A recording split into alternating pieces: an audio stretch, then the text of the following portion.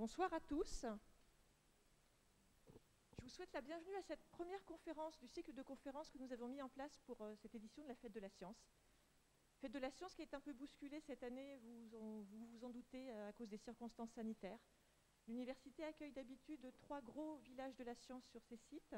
Pas de village cette année, pas de scolaires sur nos campus. Nous avons essayé de proposer une programmation hybride diversifiée. Ce cycle de conférences en fait partie. Nous avons donc proposé une programmation en ligne avec sur notre chaîne YouTube des playlists de documentaires et de courts-métrages sur nos chercheurs et leurs recherches, des diffusions en direct sur YouTube tous les jours de 14h à 17h d'une sélection de ces programmes, et puis la conférence à laquelle vous assistez et les autres conférences qui seront organisées la semaine prochaine seront également diffusées en direct sur YouTube et sur Facebook. Nous avons essayé de vous proposer des conférences dans l'air du temps. Les 4 chercheurs que nous recevons ce soir viennent du laboratoire PIMIT, processus infectieux en milieu insulaire tropical. Je vous présente Eva Augir, doctorante, Shaker El Kalamouni et Marjolaine Roche, maître de conférence, et Sarah Afsia, doctorante. Tous 4 vont vous parler ce soir de la dengue à la Réunion, du moustique à l'homme. Je vous remercie de les accueillir. Je vous demande de les applaudir.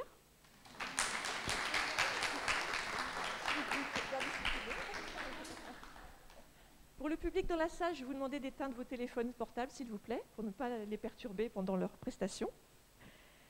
Et puis, après leur intervention, vous pourrez leur poser des questions. Pour les gens qui sont connectés sur YouTube et sur Facebook, vous pouvez aussi nous poser des questions via les réseaux sociaux, nous leur relayerons. Merci à tous et bonne conférence.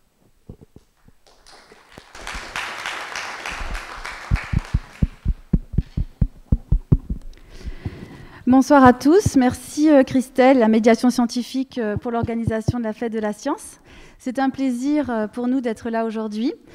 Donc, je suis Marjolaine Roche, docteure en sciences et maître de conférence. Avec moi ce soir, il y a les doctorantes Eva Augir et Sarah Afsia, ainsi que mon collègue, également maître de conférence et docteur en sciences, Shaker El Kalamouni. Nous travaillons au laboratoire PIMIT, qui est une unité mixte de recherche. Comme tutelle, nous avons donc l'Université de La Réunion, mais également le CNRS, l'IRD, que vous voyez là, l'INSERM et le CHU. Donc ce soir, nous animons cette conférence et il s'agit donc de parler de la dengue à La Réunion, du moustique à l'homme. Nous allons commencer avec Eva qui va vous présenter la maladie de la dengue. Bonjour tout le monde. La dengue est une maladie transmise par un virus, transmis par le moustique du genre Aedes. Comme vous pouvez le voir sur cette carte, la dengue est présente dans de nombreuses régions du monde, notamment au niveau des zones tropicales et subtropicales du globe où est située notre île. Cependant, cette distribution géographique ne cesse de s'étendre au cours des années, notamment par la récente propagation du vecteur le moustique Aedes à de nouvelles zones géographiques, telles que le continent européen notamment. Selon l'OMS, la dengue est la maladie à transmission vectorielle la plus importante au monde, avec plus de 400 millions de personnes infectées chaque année et environ 25 000 décès. À La Réunion, donc, nous subissons une épidémie de dengue, et ce depuis l'année 2018. Ici, je vous ai représenté la distribution géographique du nombre de cas sur notre île en juin 2019 et en juin 2020. On peut voir que c'est au niveau de la zone sud-ouest de l'île qu'il y a le plus grand nombre de cas. Cependant, le nord et l'est sont de plus en plus touchés. On observe également qu'en juin 2020, il y a eu 2 fois plus de cas qu'en juin 2019, puisque nous sommes passés à plus de 1200 cas en juin 2020. En ce qui concerne des chiffres, donc l'ARS a pu collecter des données, ce qui nous permet d'avoir pu montrer qu'en 2018, donc au tout début de l'épidémie, nous étions à plus de 6450 cas confirmés de dengue. En 2019, ce nombre a bien plus que doublé, puisque nous sommes passés à plus de 17 000 de cas confirmés. Et en 2020, donc l'année n'est pas terminée, mais nous avoisinons ces mêmes chiffres, puisque nous sommes à presque plus de environ 16 000 cas.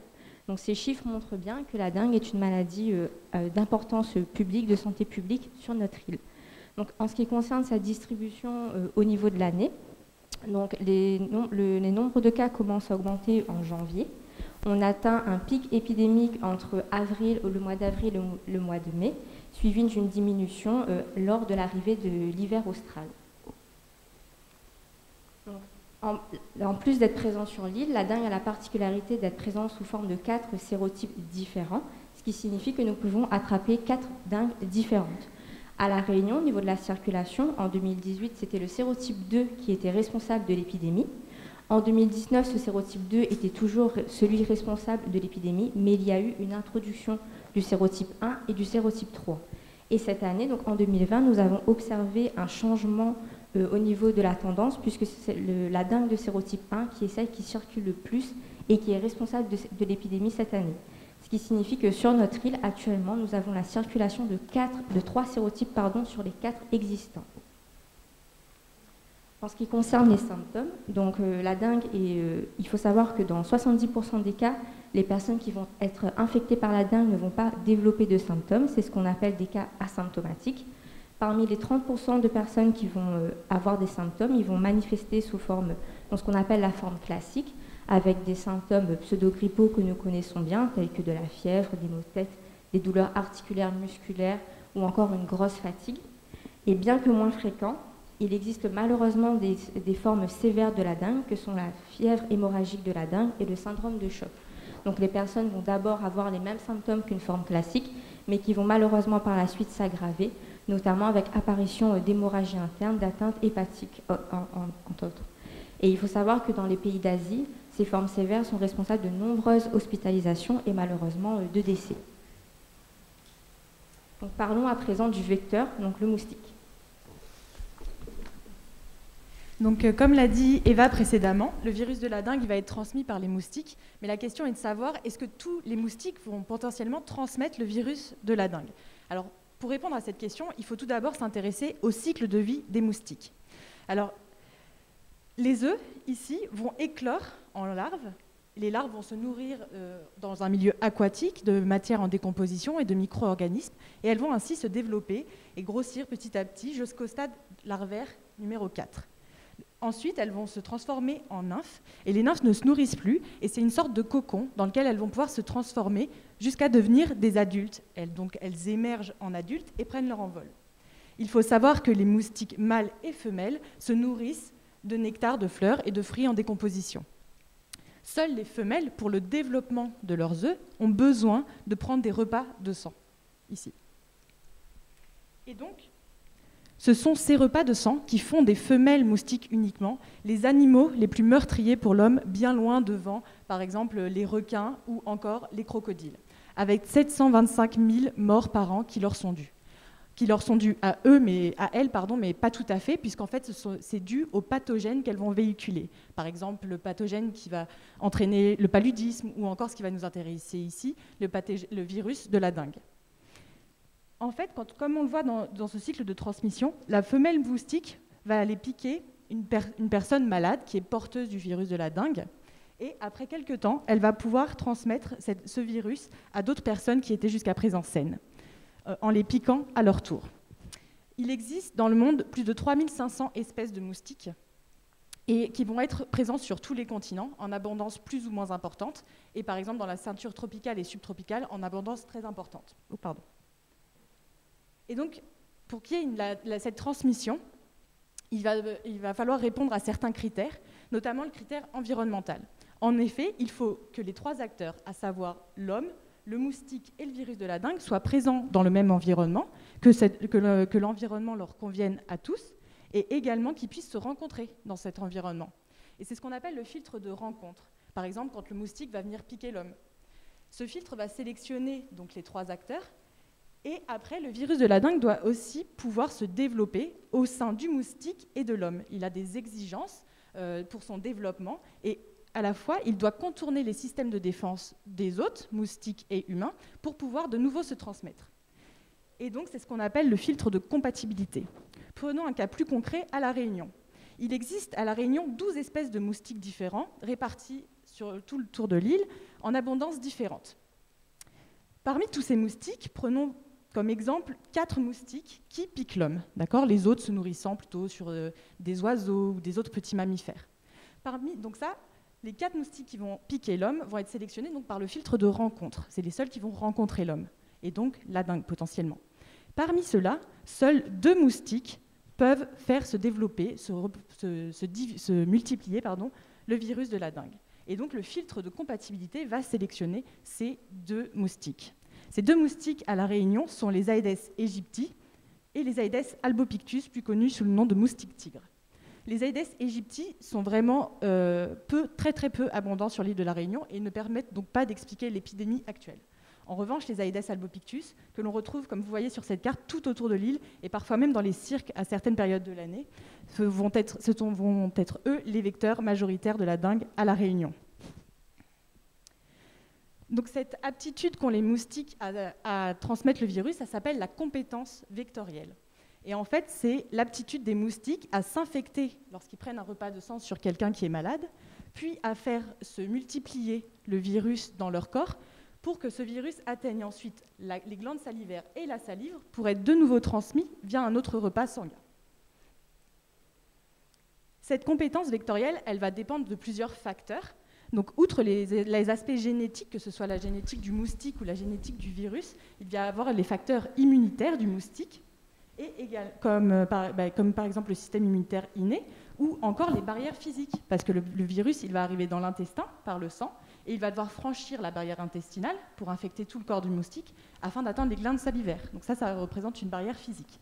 Et il y a également les bactéries qui vont être présentes dans les moustiques, qu'on appelle par exemple le microbiote, dont notamment la bactérie Wolbachia, qui est une bactérie qui, lorsqu'elle est présente dans certains moustiques, va entraîner, comme vous le voyez sur ce petit graphique à droite, une diminution de la multiplication des virus. Donc, en jaune, vous avez un moustique sans la bactérie, et on voit qu'il y a une très forte production virale, alors que là, quand il y a la bactérie Wolbachia, il n'y en a plus du tout. Au laboratoire PIMIT, auquel on appartient tous ici, on va pouvoir étudier cette compétence vectorielle. Alors pour cela, on va sur le terrain récupérer des individus. Ensuite, on les amène dans un insectarium sécurisé avec plusieurs sas pour que les moustiques ne puissent pas s'échapper. Et on les élève, que ce soit au stade larvaire dans des bacs d'eau ou alors en cage pour les adultes. Ensuite, on va passer à la partie infection avec le virus de la dengue. Et pour cela, on possède une plateforme d'infectiologie de l'océan Indien qui s'appelle Platinoi, dans lequel on a un laboratoire de virologie de niveau 3, un insectarium et une animalerie de niveau 3 également. Donc pareil, ce sont des endroits qui sont très sécurisés et qui vont permettre de reproduire le cycle entier du virus de la dengue, en passant par le moustique et bientôt par des petits mammifères. Il faut savoir que 100% de tout ce qui sort de Platinoi est autoclavé, c'est-à-dire stérilisé. Il n'y a rien qui sort sans être stérilisé. Donc, ce qui permet une sécurité maximale. Et donc, concrètement, qu'est-ce qu'on fait pour étudier la compétence vectorielle ? Eh bien, tout d'abord, on doit infecter nos moustiques. Donc, après les avoir élevés, on leur donne des repas de sang. Et pour cela, on met le sang qui contient le virus dans des petites capsules comme cela.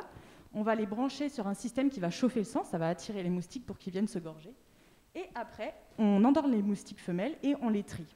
On prend que ceux qui sont gorgés et on va les mettre en incubation parce que le temps d'infection du moustique jusqu'à ce qu'il puisse se transmettre de nouveau, ça prend un certain temps. Et après, à certains jours que nous avons décidé de regarder, on va collecter des organes et la salive des moustiques pour étudier la compétence vectorielle. Alors pour cela, on regarde la quantité de virus dans certains organes clés, donc par des techniques de virologie. Donc là, vous voyez, quand il n'y a pas de virus, c'est tout violet. Et par contre, après, quand il y a chaque petit point blanc, ici, représente un virus. Et donc, ça nous permet de définir la compétence vectorielle, parce qu'on sait à chaque fois s'il y a du virus ou pas dans le corps, qui lui est le lieu de l'infection, avec l'intestin, quand le sang arrive, puis dans la tête, ça veut dire que le virus a réussi à franchir la barrière intestinale et à aller jusque dans la tête du moustique, où il y a les glandes salivaires, puis dans la salive, et là, s'il y a du virus dans la salive, ça veut dire que le moustique peut potentiellement transmettre de nouveau le virus. Et voilà, et donc du coup, tout cela nous permet d'étudier la compétence vectorielle, et vu qu'on a des incubateurs avec des conditions contrôlées, on peut changer des paramètres pour savoir comment ces paramètres vont influencer la compétence vectorielle, en allant donc de l'infection de la femelle moustique jusqu'à la transmission dans le sang humain.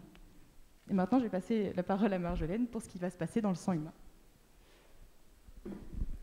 Merci beaucoup Sarah. Donc on a bien compris que ce virus peut être transmis très facilement par ce moustique tigre.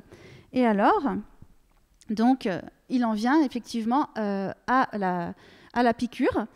Et de ce fait, une fois que le moustique a piqué l'humain ou l'individu, eh bien, le virus va se répartir dans le sang. Et il va pouvoir voyager dans tout le corps grâce à la circulation sanguine, artérielle et veineuse que vous voyez ici. Ce virus a alors accès à tous les organes du corps. Mais les recherches ont montré que seuls certains systèmes sont facilement infectés. Et il s'agit par exemple du foie, qui est facilement infecté par le virus de la dengue, également le système immunitaire. Le système immunitaire est particulier, ce sont les globules blancs, les leucocytes, qui sont répartis dans tout le corps, au niveau de la lymphe, mais également de tous les organes, parce que ce sont les cellules qui nous protègent des pathogènes. Les vaisseaux sanguins sont également affectés par le virus de la dengue. J'ai choisi de vous montrer comment se passe une infection au niveau de nos cellules du foie. J'ai représenté ici dans le foie les cellules, les hépatocytes. Et donc, elles sont capables, une fois infectées, de multiplier le virus. Tous les néovirus sont alors libérés dans le sang et peuvent à nouveau voyager dans tout le corps via la circulation sanguine. Ils vont du coup occasionner beaucoup de dégâts dans l'organisme. Je me propose maintenant de vous montrer à l'échelle cellulaire comment ça se passe. Donc, le virus s'approche, est en abord de la cellule au niveau de la membrane plasmique. La cellule est compatible à ce virus et donc l'intègre à l'intérieur. Et le virus oblige la cellule à réaliser la multiplication. Tous ces néovirus, une fois faits, sont sécrétés. Il y a une particularité au virus de la dengue. C'est que la cellule infectée également est capable de produire une protéine virale. C'est la protéine NS1. Vous voyez, elle a la particularité d'être aussi sécrétée. De ce fait, la cellule infectée que vous voyez en haut ici, eh bien, va libérer des nouveaux virus et également cette protéine NS1 qui n'est certainement pas là pour rien. Ces virus vont donc s'approcher des cellules aux abords de l'organe et à nouveau les infecter. Du coup, tout le foie va être infecté. La protéine NS1 a aussi la particularité d'avoir une interaction avec les cellules et généralement, ce qu'elle va faire, c'est qu'elle va créer de l'inflammation. Le virus et la protéine NS1, vous le voyez, transitent également dans le sang et le corps, au bout d'un moment, va pouvoir réagir et va produire des anticorps contre le virus et des anticorps contre la NS1. Ces trois éléments ici qui sont présents dans le sang, donc le virus, la protéine NS1 et les anticorps, sont les trois éléments clés pour le diagnostic. Je me propose maintenant de vous montrer la particularité de nos études à Eva et moi-même au sein de l'UMR-PIMIT, qui travaille globalement sur les études biologiques du virus.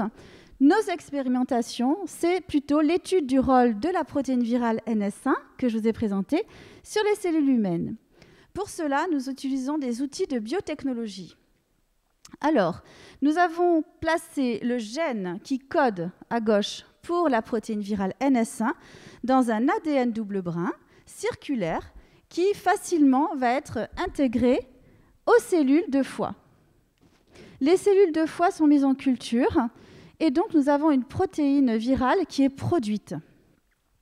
À gauche de l'image, vous pouvez voir une image justement qui représente des cellules qui sont productrices pour certaines de la protéine virale NS1. En bleu, vous voyez la fluorescence des noyaux. Et en vert, ça représente la fluorescence due à la présence de protéines NS1.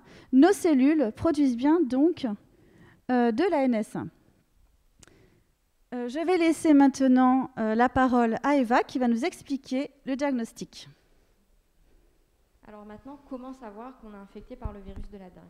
Alors, il existe différentes méthodes de diagnostic qui vont être plus ou moins appropriées au moment où le patient va se présenter. Mais dans tous les cas, il faut passer par la prise de sang puisque ce diagnostic se fait à partir d'un échantillon sanguin. Donc, ceux qui n'aiment pas les piqûres, malheureusement, n'ayez pas la dengue. Donc, ensuite, il existe différents tests. Il y a d'abord le test virologique. Le virus il peut être isolé de notre sang dans les premiers jours de l'infection. Et donc, ces tests dits de PCR vont permettre de détecter le matériel génétique du virus et ainsi savoir si oui ou non nous sommes infectés par le virus. Ensuite, comme a pu vous l'expliquer Marjolaine, il y a en parallèle de la production du virus lorsque nous sommes infectés, la production de la protéine NS1. Et donc, nous avons utilisé cette protéine NS1 pour pouvoir faire des tests qui se présentent sous forme de bandelettes Et donc, on va chercher à détecter la présence ou non de cette protéine. Et donc, parallèlement, ça veut dire que nous sommes infectés par le virus. Donc, le test de PCR et le test de la bandelette de NS1 sont des tests de diagnostic dits directs, puisqu'on va chercher à détecter soit le virus, soit une protéine lors de l'infection. Il existe également des tests dits sérologiques, qui sont, eux, au contraire, des tests indirects, puisque là, ces tests ont à viser à détecter la présence d'anticorps qui sont produits par notre système immunitaire lorsque nous sommes en présence de cette infection. Et donc, nous allons chercher à détecter des anticorps produits contre ce virus qui vont permettre de confirmer ou non la présence d'une infection récente ou plus tardive. Mais alors, Eva, je ne comprends pas. Tu m'as dit au début qu'il y avait 4 virus. Donc, je me suis posé la question, hein, et j'ai cherché. Comment distinguer les 4 virus de la dengue, effectivement? Il y a les tests PCR, il y a les tests de bandelette de NS1, et il y a également les tests au niveau des anticorps. Alors, moi, ce que j'ai trouvé, c'est que les anticorps ne sont pas capables de discriminer et de distinguer les 4 virus. Donc, si on détecte des anticorps, eh bien, du coup, on pourra dire « vous avez la dengue », mais on ne pourra pas dire de laquelle il s'agit. Également pour la NS1, on peut détecter la NS1, mais on ne pourra pas dire de quel virus elle provient. La seule technique qui permet de distinguer et de vous dire si vous avez la dengue de sérotype 1, 2, 3 ou 4, eh bien, c'est la technique de PCR, la réaction de polymérisation en chaîne, qui va s'occuper de l'ARN. Je vous ai représenté 4 formes d'ARN un petit peu différentes, parce que le génome de ces 4 virus varie. Et on peut le voir grâce à la détection d'une séquence du génome variable au niveau de ces 4 virus. Et ainsi, on va pouvoir discriminer et vous dire de quel sérotype l'infection provient. Je laisse maintenant la parole à mon collègue qui va nous expliquer les moyens de lutte. Alors, comment lutter contre l'infection par ce virus transmis par les moustiques qui s'appelle arbovirus, c'est un terme anglais pour Arthropod Borne Virus. Donc en fait, il y a plusieurs moyens, plusieurs actions. Il y a les actions préventives, les actions curatives. Au sein de l'UMR-PIMIT, on travaille sur les 2 actions. Sur les actions préventives, on peut identifier par exemple le contrôle du vecteur, ça veut dire éviter d'être piqué par le moustique. Et ce contrôle-là se passe soit par une lutte chimique, par exemple l'utilisation des insecticides, soit par une lutte biologique, que ma collègue Sarah vous présentera après, soit par une protection personnelle. Ça veut dire, par exemple, utilisation des répulsifs. En tout cas, le premier contrôle, c'est pour éviter la piqûre du moustique. Mais au cas où on est piqué, donc les actions du coup toujours préventives, il y a la vaccination. Alors, actuellement, il existe un vaccin qui s'appelle Dengvaxia sur le marché. Il n'est pas homologué dans les pays, surtout en France, dans tous les pays. Puisque ce vaccin, en fait, on s'est aperçu qu'il y a un risque de survenue de formes graves chez les personnes vaccinées. Donc, il n'est pas tout à fait efficace. Les actions curatives, en fait, c'est surtout en fait, le développement des médicaments, ce qu'on appelle les antiviraux. Au jour d'aujourd'hui, il n'existe pas un antiviral spécifique contre la majorité des virus, ou presque tous les virus transmis, à part la fièvre jaune, par le moustique, et y compris la dengue. Donc, comment, en fait, on trouve un antiviral? Il y a plusieurs moyens pour identifier et découvrir un antiviral. Parmi les moyens, soit on repositionne des médicaments. Ça veut dire, plus concrètement, on teste un médicament pour une maladie différente, par exemple la dengue, de celle pour laquelle il avait été développé initialement.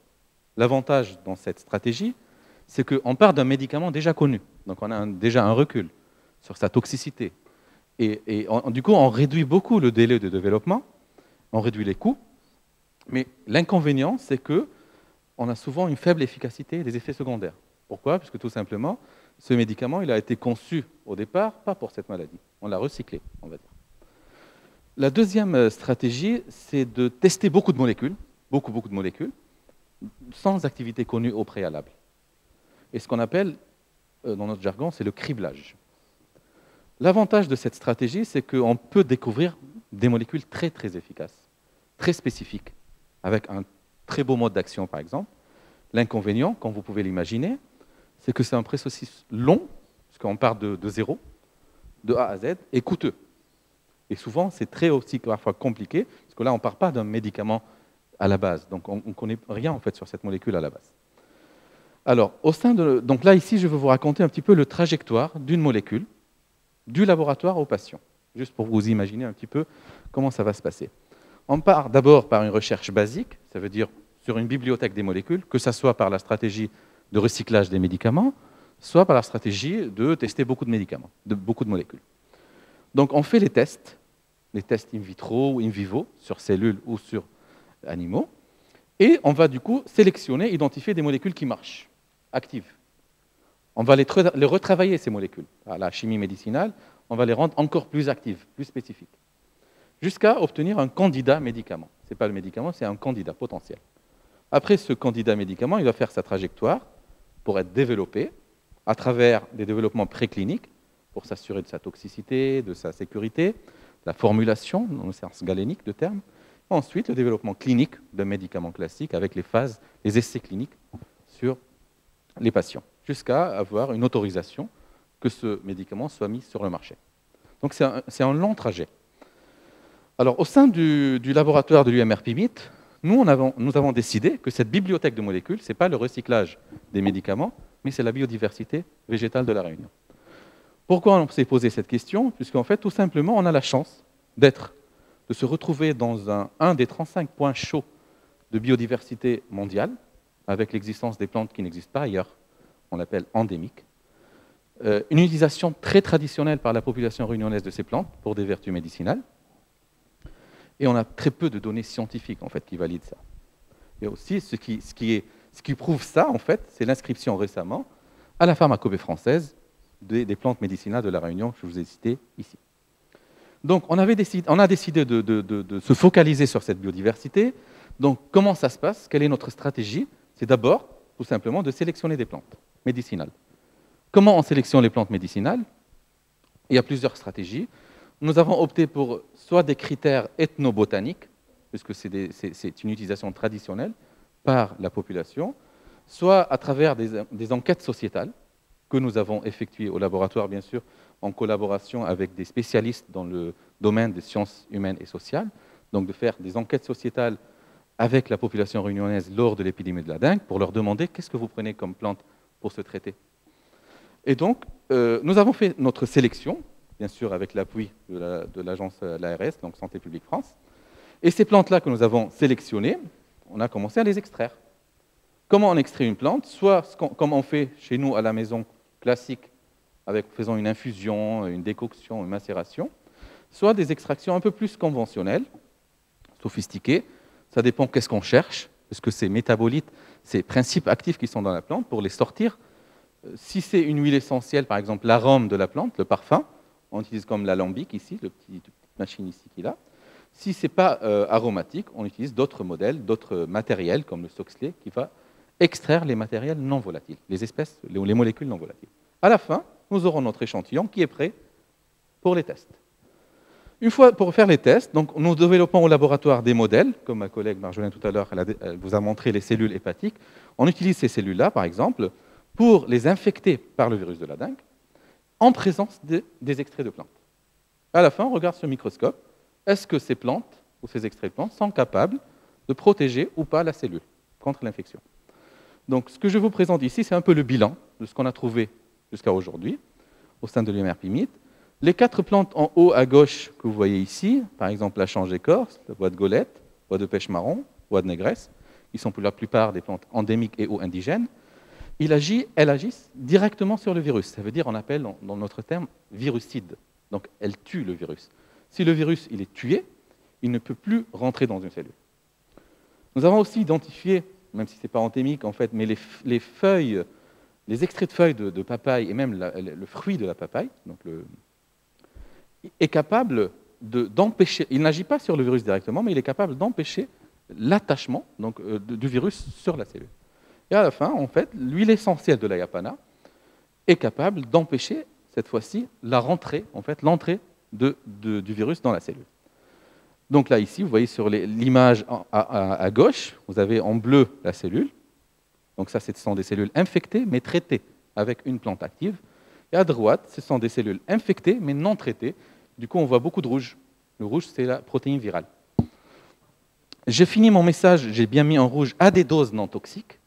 Pourquoi? Parce qu'il ne faut pas sous-estimer la toxicité des substances naturelles. Ce n'est pas car il est naturel, donc il n'est pas toxique. Nous, au laboratoire, nous avons le moyen de contrôler et de travailler à des doses non toxiques. Donc, à ces doses non toxiques, nous avons vérifié que ces plantes sont efficaces.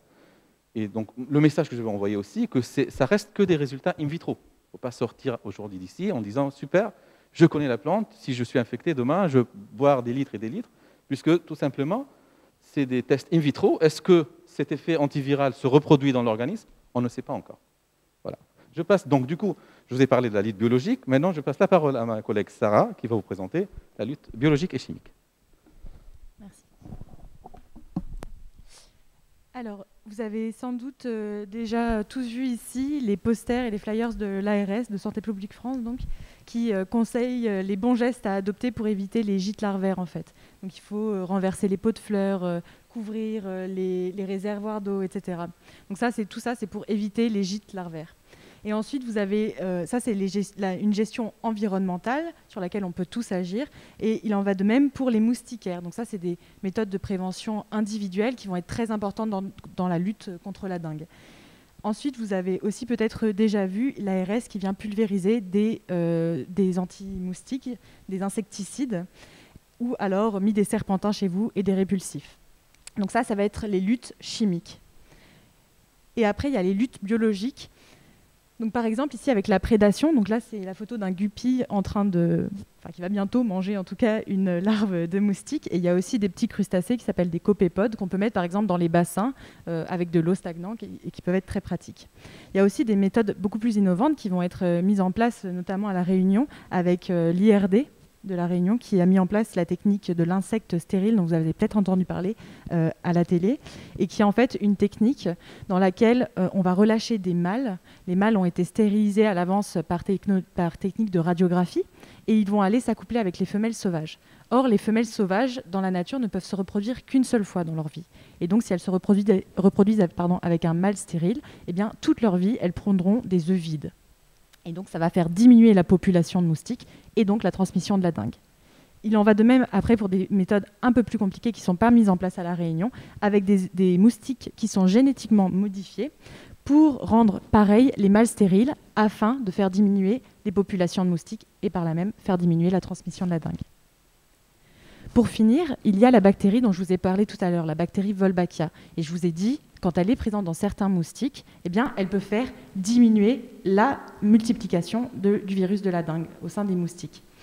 Eh bien, elle a aussi un autre effet. Cette bactérie qui est transmise par les moustiques femelles à leur progéniture, elle a aussi pour effet d'empêcher les moustiques mâles non infectés de pouvoir se reproduire avec les femelles infectées.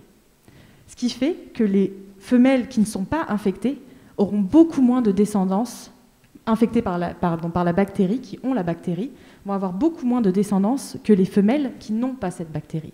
Or, la bactérie, elle en fait un effet un peu antiviral. Et ce qui fait qu'elle va se retrouver à se propager. La bactérie va se propager très rapidement dans la population, et donc l'effet contre la dengue va aussi se propager rapidement dans la population. Et donc ça, c'est la technique de l'insecte incompatible. Et voilà pour les techniques de lutte. Merci de votre attention. Maintenant, on attend vos questions.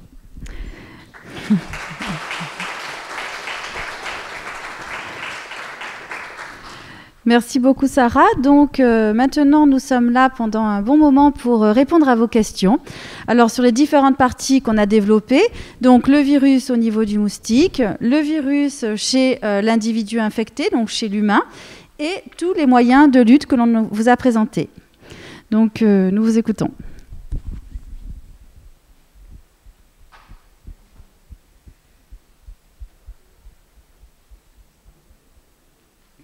Oui.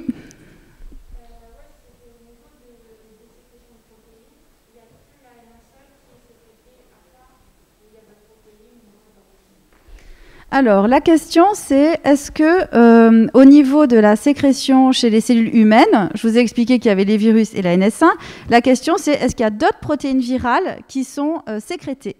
Eh bien non, c'est vraiment une des particularités de cette famille de virus, les flavivirus, dont fait partie la dengue, de sécréter cette protéine. Et du coup, on se doute qu'elle a un rôle dans la pathogénicité, puisqu'elle se retrouve dans le sang.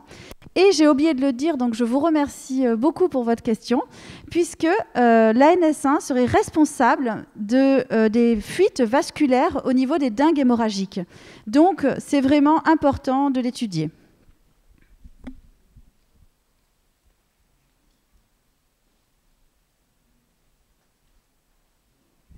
Oui.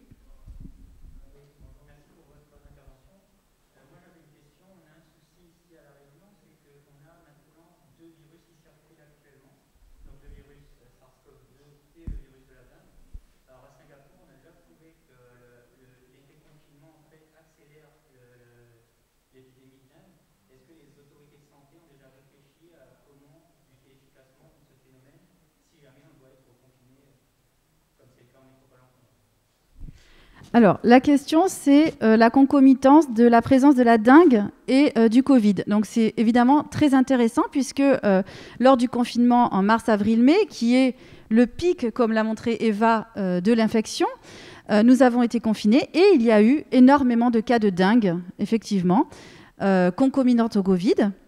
Donc, c'est problématique. Je ne peux pas du tout dire au niveau des autorités ce qui va se passer. Par contre, il faut vraiment faire attention parce qu'il est tout à fait possible d'avoir cette double infection. Et en plus, les personnes fragiles, donc à La Réunion, on a une problématique, ce sont les troubles métaboliques, avec une forte propension de personnes ayant le diabète et également l'obésité. Et puis l'hypertension, tous ces facteurs de comorbidité ne vont pas faciliter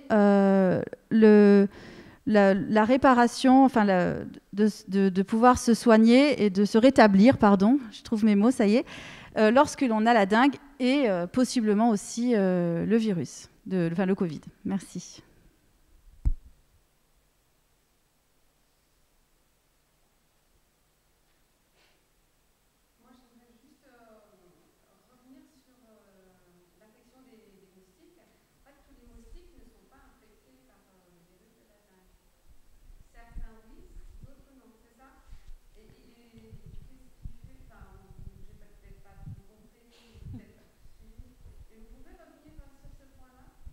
Oui, bien sûr.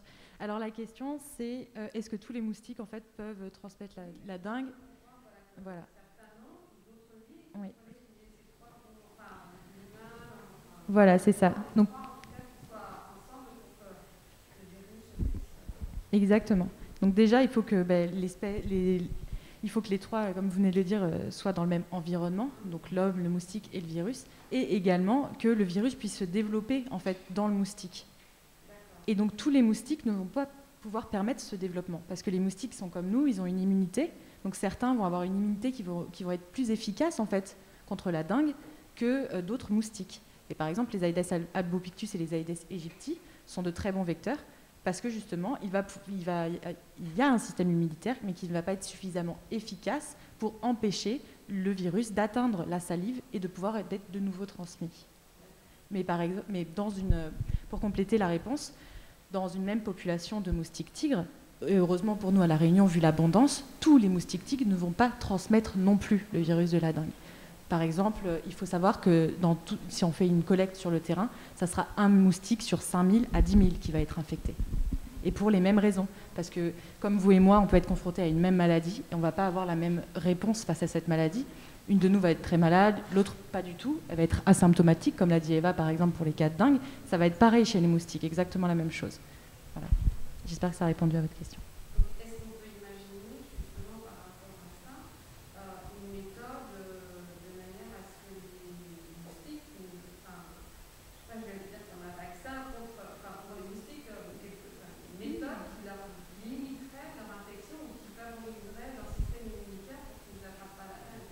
Oui, alors il y a plusieurs options. La première, c'est le microbiote. Donc, comme j'ai cité tout à l'heure, c'est la bactérie Wolbachia, donc qui peut être utilisée dans certains cas. Elle va être mise dans des moustiques vecteurs et il va entraîner une diminution. En fait, ça va les protéger. Comme nous, notre microbiote intestinal, des fois, peut nous protéger contre certaines infections. Et bien, eux, c'est pareil. La bactérie Wolbachia va pouvoir les protéger contre l'infection virale. Ça, c'est des méthodes qui peuvent être utilisées, justement. Donc, on infecte les moustiques avec la bactérie pour qu'ils puissent ensuite, pour qu'ils ne puissent plus transmettre le virus, pardon. Et il y a aussi d'autres méthodologies qui commencent à être étudiées au laboratoire. Et là, je vais peut-être laisser la parole à Chaker avec Albodiette notamment. Pardon. Ouais. Oui, c'est un projet tout préliminaire en fait. On essaye de savoir un peu l'impact de l'écologie, comme on travaille pas mal sur les plantes médicinales. Donc comme vous venez de soulever, est-ce qu'il y a un moyen de comprendre, là par exemple, est-ce qu'il y a un impact de l'écologie et des substances naturelles, parce que ces moustiques, ils vont se nourrir, vont prendre du sucre des plantes. Est-ce que dans ces plantes-là, il y a des composés, comme je vous ai montré, qui inhibent la réplication virale au lieu de dans l'homme? Est-ce que ces molécules qui sont présentes dans les plantes sont capables d'inhiber la réplication du virus dans le moustique pendant son repas, en fait? C'est ce qu'on essaye, on est en train d'étudier, mais c'est tout juste préliminaire, donc je ne peux pas vous parler malheureusement des résultats encore. On n'a pas assez avancé sur ce sujet. Donc effectivement, c'était une très bonne question, hein, parce que je rappelle la question qu'on a oublié de reposer, c'était on se dit toujours, alors on va pouvoir lutter au niveau antiviral sur l'humain, et vous avez posé la bonne question qui est, mais effectivement, agissons sur le moustique, et c'est ce que nous faisons au laboratoire, comme ils vous l'ont montré. Donc effectivement, ça permet d'avoir deux actions au niveau donc, du vecteur, le moustique, et au niveau donc, de l'individu, donc nous malades, les humains.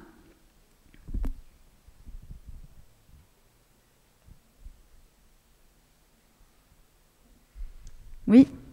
C'est un peu rigolo que de vacciner des moustiques pour éviter qu'ils le transmettent. Mais est-ce qu'on pourrait imaginer, avec cette bactérie, l'utiliser pour vacciner les hommes, par exemple?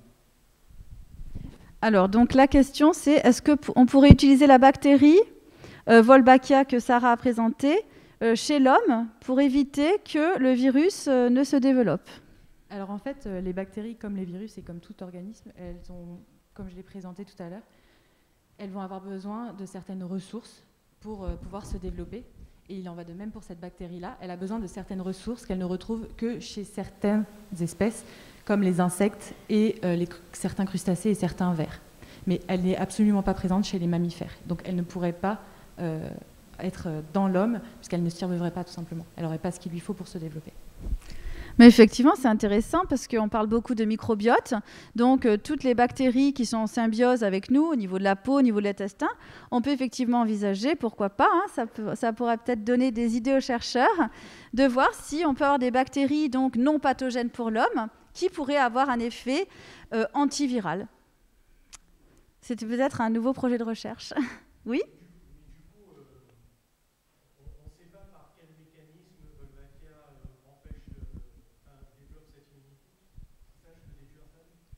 Alors, comment la bactérie Wolbachia développe cette immunité au niveau du moustique, ma chère Sarah?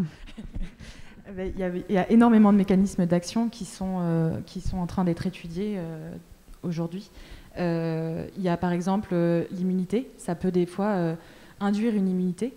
Donc, comment dire, la présence de la bactérie, c'est quand même une bactérie. Donc elle va pouvoir entraîner des modifications dans l'organisme du moustique, et le moustique va essayer de réagir pour n'être pas non plus trop infecté par la bactérie, d'accord ? Il va mettre une voie du système immunitaire en place, et cette voie-là, par certains processus, va pouvoir entraîner également la diminution de la dengue, par exemple.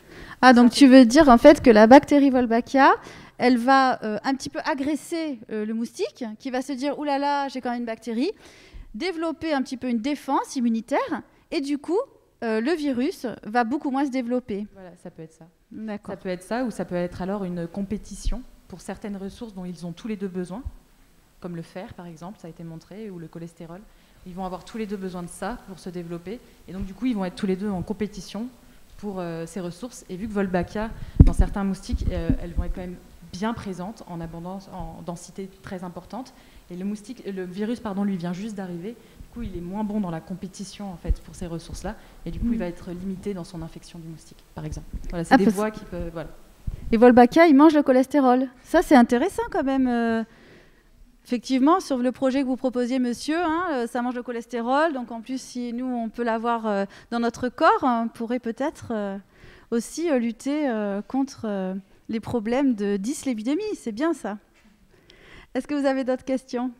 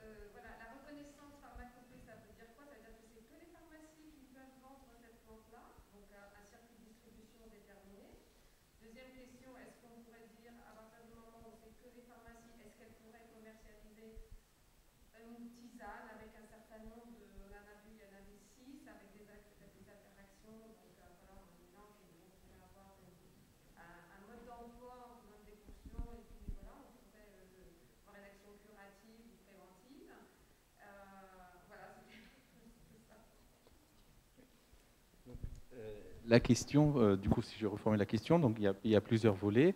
Est-ce que le fait qu'une plante est inscrite à la pharmacopée française, est-ce que ça veut dire qu'on ne peut pas la retrouver sur le marché? Donc c'est uniquement les pharmacies qui auront l'autorisation de la vendre. Et la deuxième partie de la question, est-ce que, du coup, si c'est le cas, dans le cas de commercialisation de la part, dans les pharmacies, est-ce qu'on aura des recettes, comment l'utiliser, combien de feuilles on va mettre pour se traiter contre une telle ou telle maladie?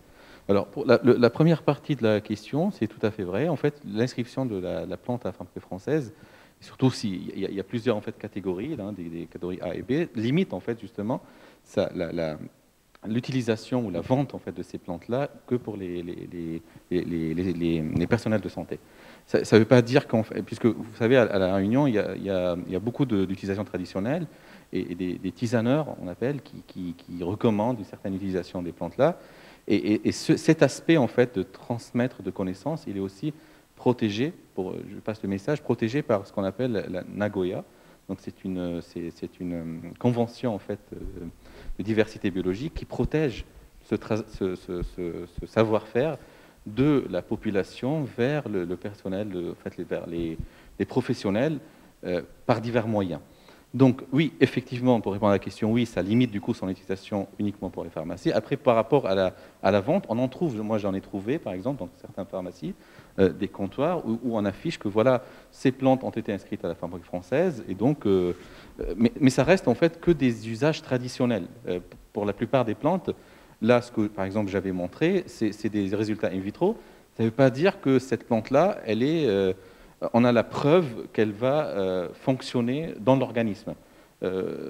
En se basant sur ces usages traditionnels, on peut avoir une certaine posologie, puisque par rapport aux connaissances en fait, traditionnelles et des pharmaciens, ils vont nous dire, vous prenez, il ne faut pas, par exemple, bouillir au-delà de 10 minutes, puisque bouillir beaucoup, ça veut dire que vous allez extraire des tanins, des molécules assez toxiques ou des alcaloïdes. Donc oui, il y a des recettes qui sont en fait, qui sont connues pour savoir est-ce qu'il faut l'utiliser sous forme d'une tisane ou d'une décoction. Mais en termes vraiment pharmacologiques du terme, on n'a pas en fait encore la preuve de concept que ces extraits de plantes, j'espère qu'on y arrivera un jour, fonctionnent donc in vivo ou dans un modèle d'animal déjà et chez l'homme. Donc comme je vous ai présenté, c'est un long trajet puisque c'est un extrait ça veut dire c'est un cocktail des molécules. Et pour arriver à développer quelque chose qui soit validé chez l'homme, il faut qu'on trouve quelle est la molécule qui est responsable de ça. Est-ce que c'est un mélange, et le mélange fait ça? Est-ce que c'est une synergie? Ou est-ce que c'est une molécule qui est responsable de toute l'activité? C'est ce qu'on essaye aussi d'identifier dans nos laboratoires.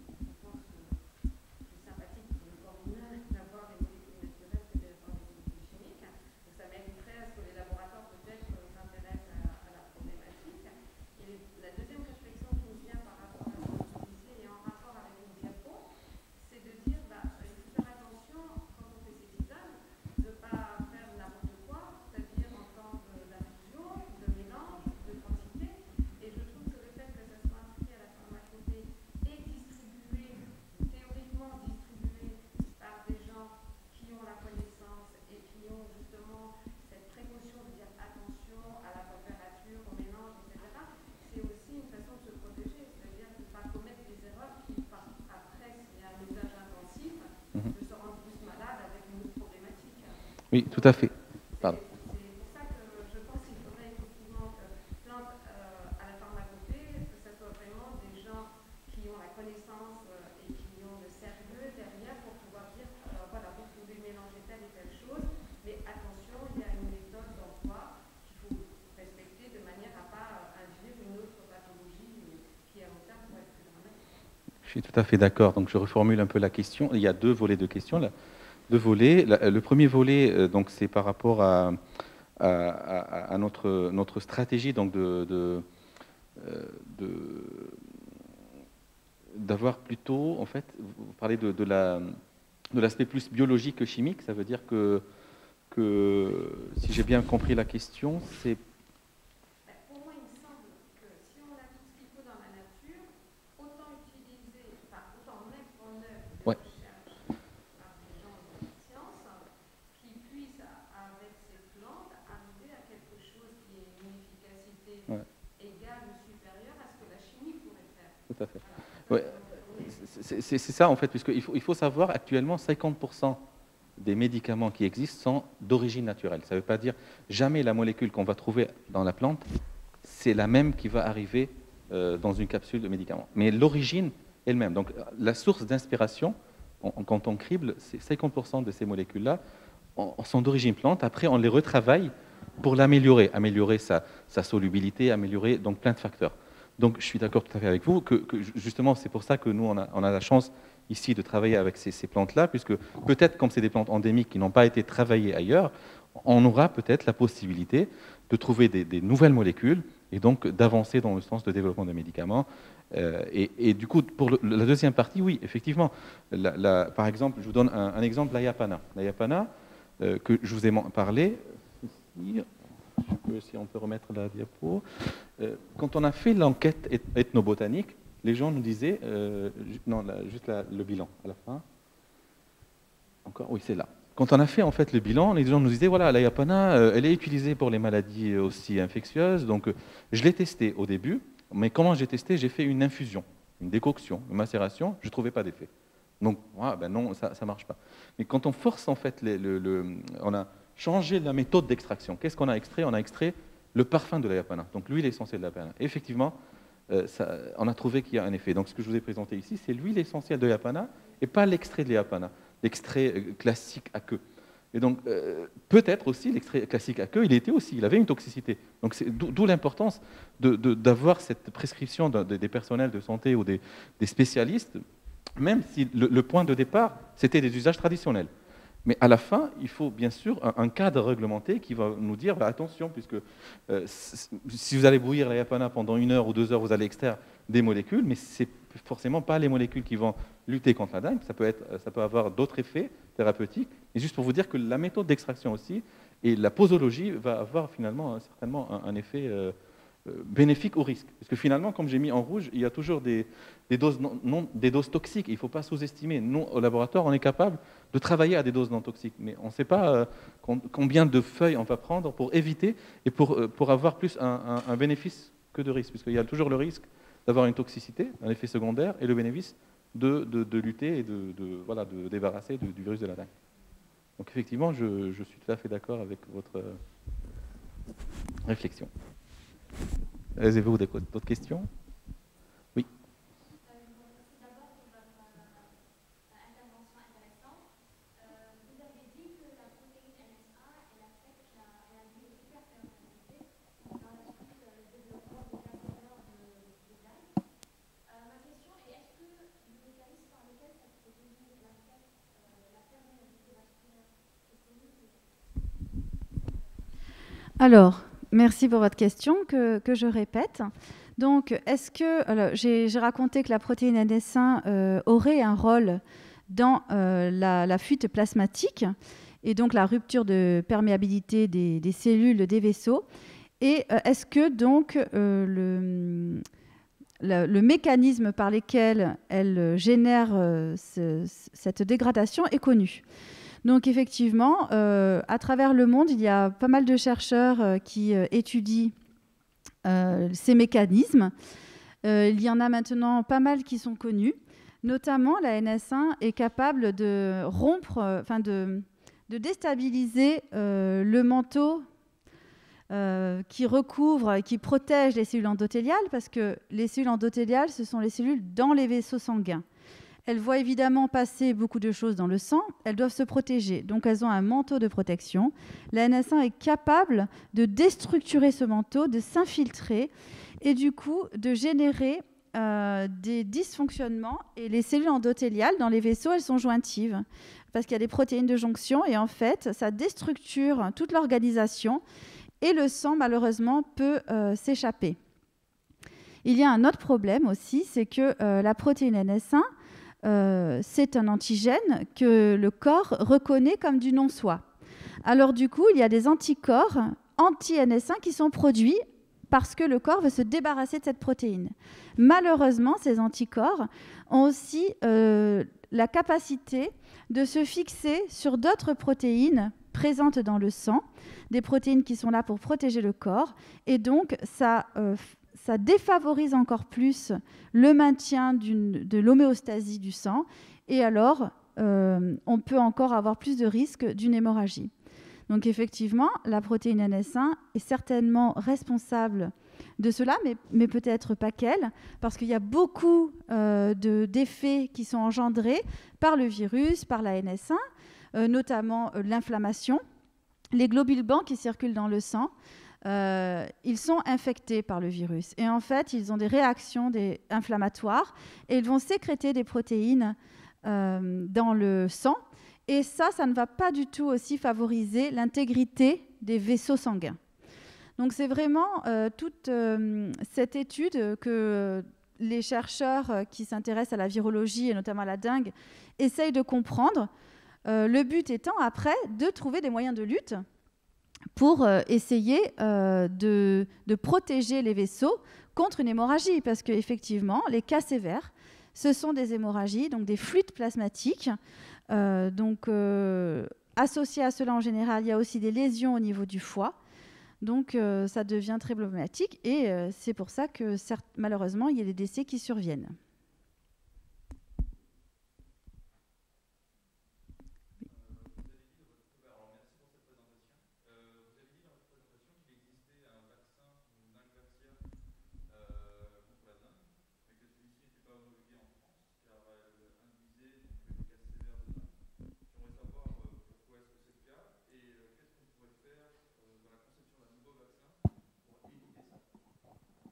Mais en fait, le vaccin, en fait, on s'est aperçu qu'il marche bien quand on est déjà infecté. Puisque il faut savoir que quand on est infecté, on peut être infecté 4 fois par la dengue. Comme elle a présenté ma collègue, il y a 4 sérotypes. 1, 2, 3, 4. Donc on peut être infecté 4 fois. On s'est aperçu que si on est infecté une première fois, on a des anticorps qui sont sécrétés. Et ces anticorps, parfois, facilitent en fait l'infection d'un deuxième sérotype. Donc si on est infecté une deuxième fois, on a été infecté par la dengue 1, dengue 2, donc dans ce cas-là, l'infection par un deuxième sérotype peut être encore plus grave, puisque ça va être encore en fait plus facilitant pour le deuxième sérotype. Et c'est parmi l'inconvénient en fait pourtant c'est un tétravalent, donc normalement il est censé agir sur les 4 sérotypes, mais il est plus efficace. Il s'est aperçu, surtout de problème en Philippines, qu'il a vraiment produit des cas graves, surtout pour les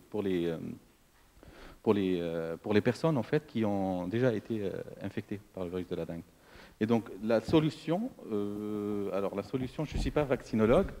Alors attends, donc ce que tu me dis, c'est que déjà, première information, on peut avoir une dengue secondaire, c'est-à-dire oui. Que, parce que ça c'est une question à mon avis qui va certainement venir, c'est que on peut avoir la dengue, par exemple, en 2018, tu as dit c'était le sérotype 2, d'accord. Et en 2020, c'était le 1. Et effectivement, donc, les personnes peuvent être infectées jusqu'à 4 fois. Ouais. Et en fait, tu es en train de me dire que le vaccin, donc, si on vaccine une personne qui a déjà eu la dengue, là, par contre, il est protégé. Comme si il a déjà été infecté une fois, et le vaccin, c'est comme si ça faisait un boost. C'est pour ça, oui, il est homologué souvent dans des pays très endémiques pour la dengue. Ça ne marche pas pour les pays en fait, où on a une faible circulation de la dengue. Ou pour les voyageurs. Ou pour les voyageurs. Pour les voyageurs, c'est pas possible. Parce que si moi, la personne qui n'a pas eu la dengue, ce qui n'est pas mon cas, se fait vacciner et qu'il a une infection, là par contre, il peut y avoir des cas graves. Des cas graves, exactement. C'est pour ça que ce vaccin a été interdit. Ouais. D'accord. Ok. Mais la solution, comme je vous ai dit, je suis pas vaccinologue.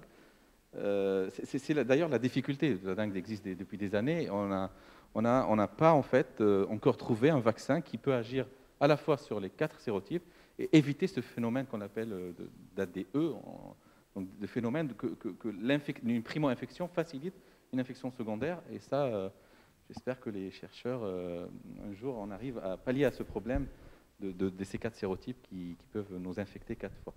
Oui, parce que le problème, ce que tu viens de dire de ADE, c'est qu'en fait, quand on se fait infecter une première fois par la dengue, on développe des anticorps. Mais contre tous les 4 virus, mais beaucoup plus pour celui pour lequel on s'est infecté. On a été infecté la première fois. Si je suis infecté par un autre virus, mes anticorps vont ressortir en disant « ça y est, c'est la dengue, c'est la dengue ». Mais ce n'est pas la même.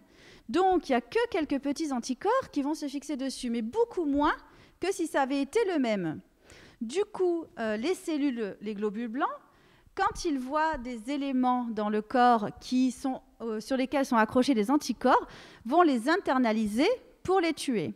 Et en fait, ce qui se passe, c'est que ces globules blancs vont reconnaître les quelques petits anticorps qui sont venus sur ce deuxième virus, vont les internaliser, mais le virus à l'intérieur va réussir à enlever ces anticorps et le virus, au lieu d'être détruit, va se multiplier dans ce globule blanc. Et du coup, c'est pour ça qu'on peut avoir une dengue beaucoup plus sévère une deuxième fois. Ce n'est pas forcément le cas. On peut avoir une dengue secondaire différente au niveau des symptômes, mais pas forcément plus sévère. Ce n'est pas une obligation quand même.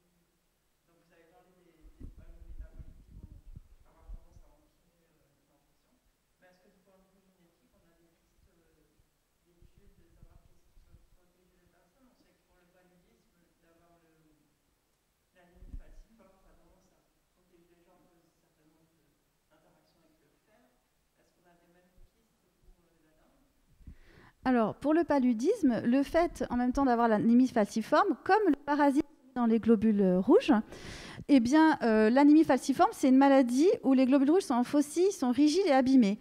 Du coup, ils sont toujours éliminés très rapidement par le corps parce qu'ils sont anormaux. Du coup, comme il y a un turnover très important de ces globules rouges, le parasite n'arrive pas à rester dans le corps. Donc, la maladie de l'anémie falciforme, qui est très grave quand même, protège du paludisme. Pour les cas asymptomatiques, Eva, est-ce que tu veux nous en parler au niveau, donc vous avez dit génétique, est-ce qu'il y a la génétique qui peut entrer en compte pour qu'on soit asymptomatique ou symptomatique? Alors, pourquoi quelqu'un va développer des symptômes et pas une autre? Donc, c'est vraiment individuel, chacun a sa propre immunité. Donc déjà, il y a ça qui va venir en compte, il est difficile de savoir pourquoi. Au niveau génétique, ce qu'on peut dire, c'est que, par exemple, on sait qu'en Afrique, il n'y a pas de dengue sévère, il n'y a pas de personnes qui font des hémorragies. Alors qu'en Asie, le continent asiatique est beaucoup touché par les formes sévères. Donc il peut y avoir une installation de la génétique qui peut être prise en compte dans l'apparition des symptômes. Mais malheureusement, personnellement, je ne sais pas si quelqu'un a déjà étudié ceci. Et à La Réunion, ça peut être très intéressant parce qu'on a vraiment un fort métissage. Et on pourrait se baser là-dessus pour savoir pourquoi il y a des formes sévères à La Réunion, mais pourquoi il y en aurait plus ou moins dans certains pays ou pas d'autres. Donc la génétique a certainement un impact, mais lequel, moi, je ne pourrais pas dire. Parce que c'est vrai qu'à La Réunion, donc, il y a quand même 15% à peu près de personnes qui peuvent, de cas sévères, qui peuvent développer des dengues hémorragiques, mais comme l'a dit Eva, ce n'est pas du tout majoritaire, fort heureusement. J'ai envie de dire aussi que les enfants sont un petit peu moins atteints, par chance, que les adultes. Après, c'est vraiment variable. Moi, j'ai eu la chance, dans ma famille, on l'a tous eu. Mon mari, ça a été 4 jours, moi, 3 semaines. Voilà. Donc, et mon enfant, une petite semaine. Donc, c'est vrai que c'est très variable. Je peux dire aussi que mon mari a eu la chance d'avoir une deuxième fois la dengue parce qu'il est vraiment impliqué dans ma recherche. Donc ça, j'apprécie vraiment. Merci beaucoup à mon mari. Et donc, il a fait des symptômes complètement différents. Et ça a duré 4-5 jours et il s'est très bien remis, fort heureusement. Voilà. Moi, personnellement, je ne souhaite pas avoir une deuxième fois la dengue, vu que ça m'a mis 3 semaines pour me rétablir. Je n'ose même pas imaginer ce que ça peut donner. Voilà.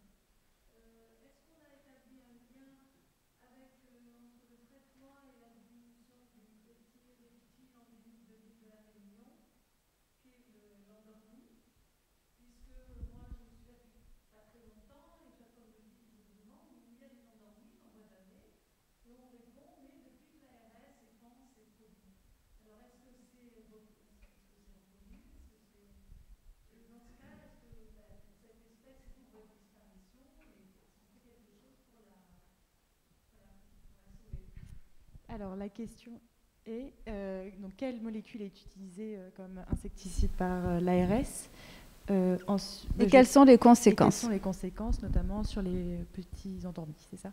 D'accord. Alors, la molécule qui est utilisée, c'est la deltamétrine, donc c'est un neurotoxique qui va empêcher au final les transmissions nerveuses de se faire, donc c'est pour ça que les moustiques vont mourir. Est-ce que ça a un impact sur les reptiles comme les endormis? Personnellement, je ne le sais pas. Par contre, ça peut avoir un impact sur d'autres insectes et les endormis vont se nourrir de ces autres insectes. Donc, est-ce que ça va avoir un impact directement en tuant les endormis? Ça, je ne peux pas répondre. Mais par contre, c'est vrai que ça peut faire diminuer la population d'insectes autres que les moustiques. Et dans ce cas-là, si l'endormi se nourrit de cela, il va peut-être essayer d'aller voir un peu ce qui se passe ailleurs pour chercher sa nourriture. C'est vrai que tout le monde le sait que étendre des produits chimiques, ce n'est pas du tout la solution et tout le monde en est conscient. C'est pour ça justement qu'on essaie vraiment de développer d'autres moyens pour éviter cela. Parce que peut-être les endormis se cachent quelque part et ressortiront à la fin de toutes ces épidémies.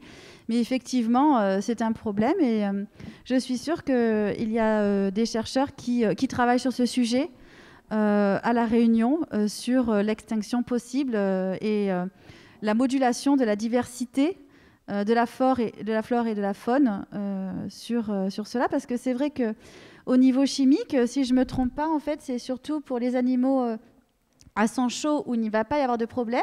Donc quand on déverse les produits chimiques, quand on traite, les chats et les chiens sont, on va dire, protégés, mais il faut faire attention pour entrer, par exemple, les tortues qui sont à sang froid, c'est ça? Oui, c'est vrai, les tortues et aussi tous les poissons, etc. Ah oui, les poissons également. Donc effectivement, on est tous conscients que c'est une problématique et que à long terme, ce n'est pas la solution, puisque les moustiques sont un petit peu au début de l'évolution au niveau nutrition, puisqu'ils sont à la base de la chaîne alimentaire de beaucoup d'espèces, quoi. Voilà. C'est pour ça qu'on utilise plutôt, en tout cas l'IRD, comme tu as dit, essaie de développer des techniques vraiment propres avec les insectes modifiés, avec les mâles stériles, pardon. Voilà, donc lorsqu'il y a une épidémie, on propose de déverser les mâles stériles pour, pendant la période de l'épidémie, diminuer la présence des moustiques dans la zone. Et ensuite, hors période épidémique, ils peuvent reprendre leur habitat pour que le système, la biodiversité puisse continuer. Les premiers tests de la TIS ont été effectués au niveau de Sainte-Marie, merci. Donc de l'insecte stérile, je sais plus où est-ce que... Les premiers tests ont été déjà lancés et après maintenant il faut attendre les résultats. Celui-ci. Voilà, technique de l'insecte stérile pour TIS, T-I-S. Donc voilà, c'est lancé et c'est une bonne chose. Voilà, effectivement, au moment du pic épidémique, essayer d'endiguer la transmission du moustique vers l'homme au niveau de ce virus. Ouais.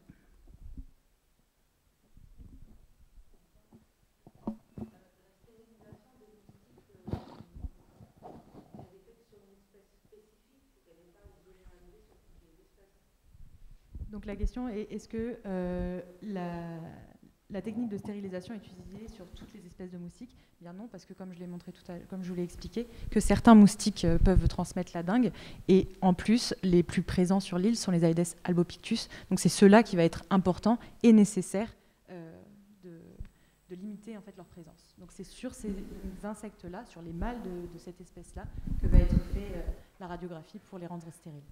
C'est une très bonne question, justement, parce que ça montre qu'effectivement, c'est ciblé sur un type de moustique et que les autres peuvent continuer à s'exprimer.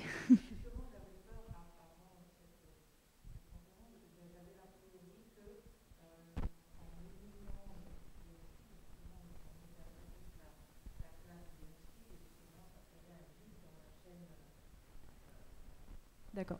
Il faut savoir que même... Donc, effectivement, ce que Madame demande, c'est qu'on puisse respecter le fait que les insectes, les moustiques soient nécessaires et que cette technique, est-ce qu'elle éradique totalement les moustiques? Ben non. Donc il faut savoir que les moustiques tigres sont une espèce invasive, d'accord, à La Réunion et dans beaucoup d'autres endroits. À la base, ils proviennent des forêts d'Asie et ils ont colonisé très rapidement parce qu'ils résistent en fait. Les œufs peuvent rester pendant 2 mois à l'air libre comme ça et dès qu'ils vont être remis au contact de l'eau, et ben les adultes vont émerger en fait. Et donc c'est pour ça qu'ils ont réussi à coloniser toute la ceinture tropicale et subtropicale et on les retrouve aujourd'hui même en Europe. Et qu'est-ce que je voulais dire? Et oui, et du coup, donc ils sont invasifs, donc même ils ont pris la place d'autres moustiques en fait. Et donc même si on arrive, ce qui ne sera pas le cas parce que ça sera utilisé qu'au moment des épidémies, à vraiment éradiquer la population, mais ça sera vraiment pas possible. Ça sera plutôt régulé du coup. Voilà, ça sera exactement, ce sera des lâchers plutôt réguliers. Mais même si on arrivait à éradiquer totalement la population, une autre espèce de moustique se mettrait en place parce qu'il n'y a aucune niche écologique qui reste vide. Voilà. Bon, bah, c'est rassurant, effectivement. Les endormis auront à manger. Oui.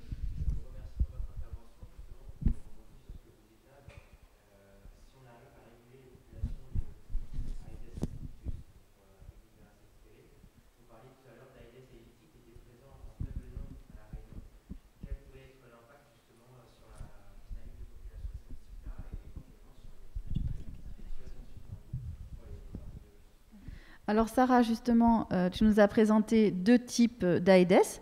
Si la population avec vos techniques d'Aedes albopictus diminue, est-ce que Aedes aegypti pourrait prendre le pas? C'est ça à peu près? Alors, est-ce qu'on peut remettre? Alors oui, c'est une très bonne question. Alors j'ai plusieurs réponses. La première, c'est que comme on vient de le dire, ça sera effectué qu'à certains moments, quand il y aura une épidémie, d'accord, avec des techniques de modélisation. On peut prévoir quand est-ce que les moustiques vont être le plus présents sur l'île, donc faire pourquoi pas imaginer des lancers préventifs pour diminuer la population juste au moment de l'épidémie et après les laisser reprendre leur rythme de croisière, on va dire. Donc ça, c'est la première possibilité. Donc comme ça, il n'y aurait pas un déplacement de population. Et la deuxième possibilité, c'est la bactérie Wolbachia, comme je l'ai dit. Donc là, on ne diminue pas forcément la population, mais par contre, on arrive à faire se répandre, entre guillemets, la bactérie dans la population qui a un effet antiviral. Et cette bactérie, elle va très bien fonctionner justement chez les Aedes aegypti. Donc, de toute façon, il y aura aussi cette méthode qui est en train d'être mise au point également au laboratoire par l'équipe symbiotique et qui va permettre, au cas où aussi, ça peut marcher chez les Aedes, ils le font sur de l'albopictus, mais ça peut aussi marcher sur les Aedes aegypti. Voilà. D'accord. En fait, on peut mettre cette technique, on peut la mettre en place sur différents vecteurs. Et ça a été notamment fait en Australie, où il n'y avait que des Aedes aegypti. Ils ont mis une Wolbachia chez ces moustiques et il n'y a plus eu d'épidémie de dengue pendant un bon moment après ça. Parce que nous, si on a Aedes aegypti qui se développe sur le territoire, du coup, ils seront aussi transmetteurs. Oui. D'accord.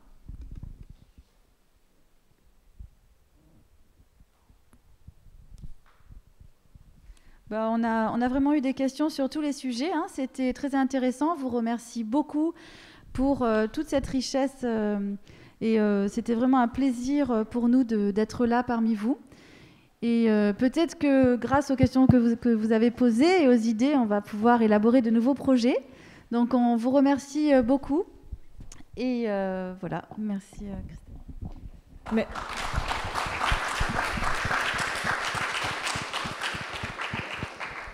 Merci à vous quatre pour ces moments que vous nous avez fait passer et qui nous ont rendus moins bêtes, n'est-ce pas? Merci à vous tous qui étaient présents pour vos questions.